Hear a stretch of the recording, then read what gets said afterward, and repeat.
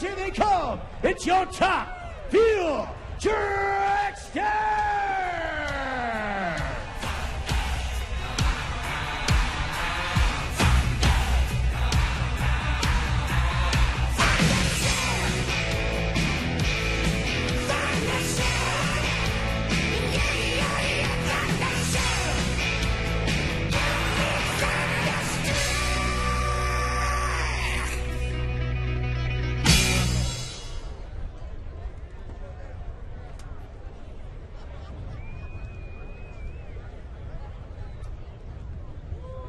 Our track temp has snuck up a little bit, now coming in at 128 degrees. But it's the same for everybody.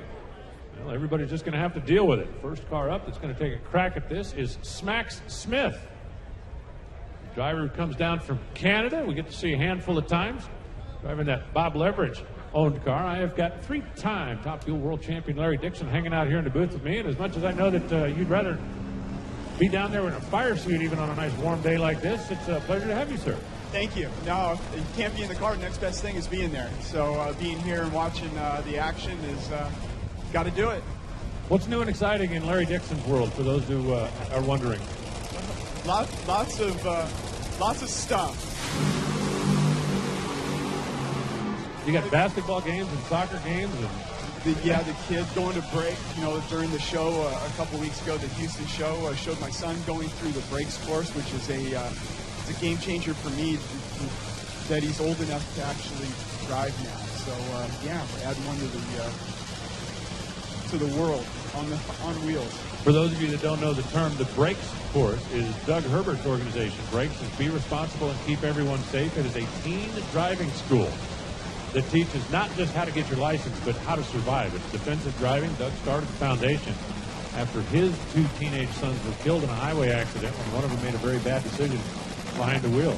You put on thebrakes.org for more information. If you want to send your kid, there's no cost to enroll your kid in school, and it could literally be a game changer. So Smax Smith, the team down from Canada, said a part-time player on the tour. Yesterday, Doug Coletta was showing everybody the way, that Mac Tools machine.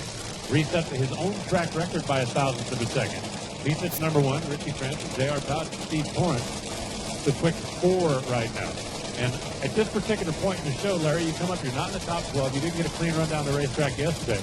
Just looking for some kind of a baseline out there. Oh, yeah. You want 8 cylinders and you want a full pull. Just get that car down the racetrack, under power to the finish line, and at least get a time on the board so you can get qualified. 128-degree racetrack is warm, but that certainly isn't like, oh, my God, everybody, look out. We're not going to be able to deal with it. No, you should still be able to run 380s in this type of weather.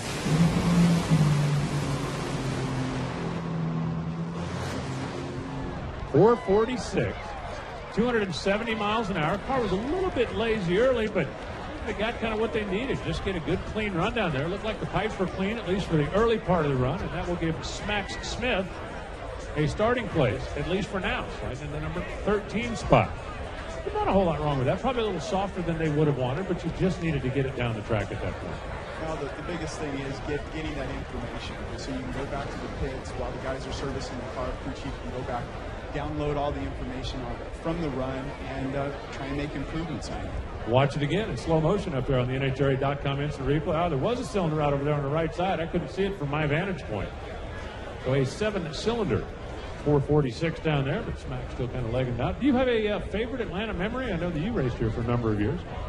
Oh, boy, yeah, we won here a few times, and one that sticks out for sure is, I think, racing Mike Dunn in the final in 1996. Got off the starting line. The car went into a big huge wheel stand. This is before wheelie bars. And, I mean, it was at a 45-degree angle. I start coming down, try to feather the throttle so it doesn't crush the front end. I do a terrible job landing it. It flattens the front wheels badly, blows the 2 front tires out, and then I notice Mike Dunn blows up halfway down the track. All of a sudden, I forget about the front end of the car, and I'm like, I can catch this guy. And I raced him down the track and actually got the win light with no front tires. I remember that. That might be the only way you could have got away with a wheel stand and not get yelled at, since you did come home with the trophy. Yeah, that was a great deflection. Here comes the Greek, Chris Karamessina.